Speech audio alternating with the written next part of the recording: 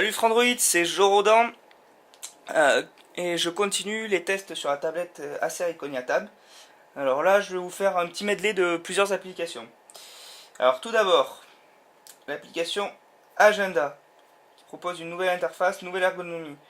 En haut, on choisit par des onglets la taille de la période. Donc vous voyez, qui est tout à fait navigable. Moi j'aime bien le code couleur, je trouve qu'ils ont choisi un code couleur vraiment lumineux. On peut naviguer ici entre les périodes, c'est aussi assez sympa. Et on peut facilement sélectionner ou désélectionner un agenda. Donc vraiment une ergonomie bien pensée. Au niveau de l'appareil photo, on se retrouve à avoir une zone d'affichage dans laquelle qui est entourée plutôt donc des boutons habituels, le flash, le zoom, la qualité de l'image. En bas, un bouton pour changer vers la caméra frontale, donc du coup il y a moins d'options, ça paraît logique.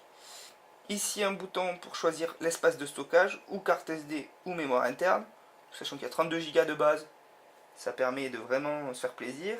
Et le bouton pour passer, si on le veut aussi, à la vidéo. Alors vidéo qui est proposée dans des modes... ah non, on ne choisit pas le mode de vidéo plus que élevé. Donc, je ferai la vidéo après, donc à voir dans le test la résolution de la vidéo. On peut tout aussi bien faire la vidéo avec la caméra frontale. Voilà. Si on revient, la calculatrice aussi a été revue pour correspondre à Honeycomb. Les contacts ont été revus pour être navigables à gauche et offrir une vue du contact beaucoup plus claire. Et voilà. On peut rajouter facilement des nouveaux contacts, enfin là, dans mon cas modifié. Au niveau de Gmail, alors il y a il y a une application enregistrée, non pas enregistrée, celle-là, c'est celle d'Acer, enregistreur, qui va permettre d'enregistrer sa propre voix. Bon. J'ai pas vu un grand intérêt, mais bon. Voilà. Mais bon, c'est le genre d'application, si elle n'y est pas, on se plaint. La galerie, qui a été agrémentée d'un faux effet 3D qui lag un peu, mais qui donne un bel effet waouh. Voilà. Donc ça permet d'afficher. Donc ça affiche la première photo directement et les autres dans une profondeur qui dépend de l'orientation de la tablette. Voilà. Donc après la galerie, elle n'a pas sensiblement beaucoup bougé. L'application Gmail qui propose de naviguer. Mince, on va revenir sur. Donc à gauche, les libellés et les différentes catégories. On choisit un mail. Hop, ça apparaît à droite. On peut afficher la liste des anciens mails. Donc là, très agréable à naviguer. Pour consulter ces mails, c'est vraiment très confortable. Ensuite, dans les applications de base qui ont été refaites, il y a le Market. Le Market avec son nouveau bandeau d'applications mises en avant. Donc plein d'effets waouh. Les catégories qui apparaissent à droite maintenant. Les applications en bas. Alors quand on voit... donc voilà par exemple un descriptif d'application, ça a été revu aussi. On se retrouve avec la description à droite. Les informations sur le développeur à gauche. Bon là il n'y a pas grand chose. La possibilité d'afficher plus d'informations. Quand c'est le cas, il y a une vidéo. Bon là il n'y en a pas. Dans mes applications aussi, ça a été revu. Alors les applications maintenant, il y a en premier lieu les applications à mettre à jour avec le bouton plusieurs mises à jour si c'est le cas. Et à gauche, les applications classées par ordre alphabétique maintenant. Et en bas, celles que vous avez installées et pas encore payées et pas encore installées. Voilà, donc un code couleur qui rappelle celui de la version 2.2 et une interface qui rappelle plutôt celle de l'application web. Voilà. Si on continue, l'application musique a été refaite. Alors, donc j'ai connecté en USB host une clé USB qui me permet d'avoir des musiques parce que j'en ai pas encore mis dessus.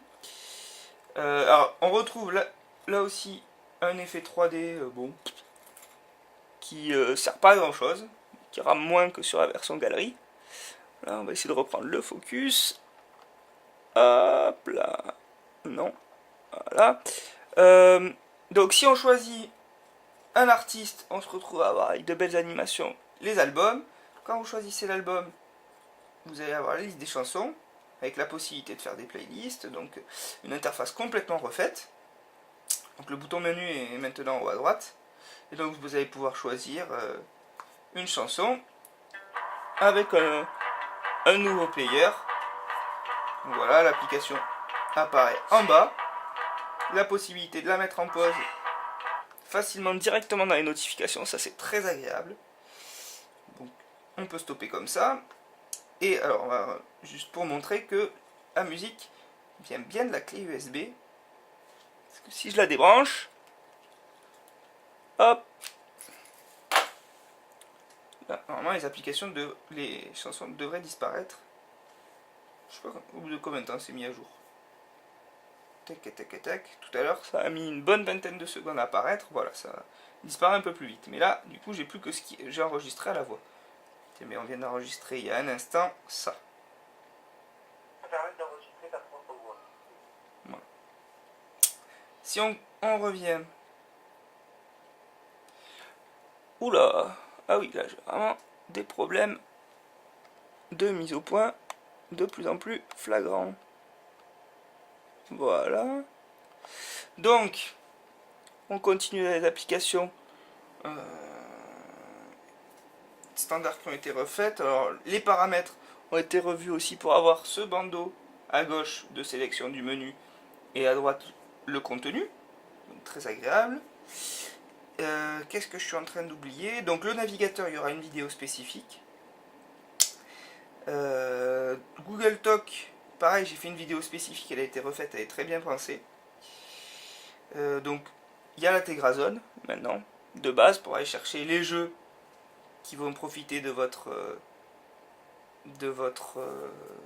de la Tegra, de l'architecture matérielle Tegra. Donc la Tegrazone, c'est à la fois une source d'information et à la fois une vue des jeux du market qui au final, il suffit juste, vous pouvez aller hop, get it now, ça renvoie directement sur le market. Alors vous avez possibilité de partager votre application. Bon. Voilà.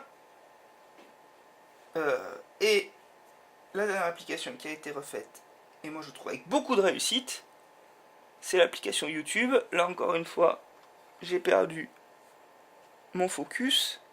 C'est très désagréable pour faire des vidéos de perte de focus, moi je vous le dis.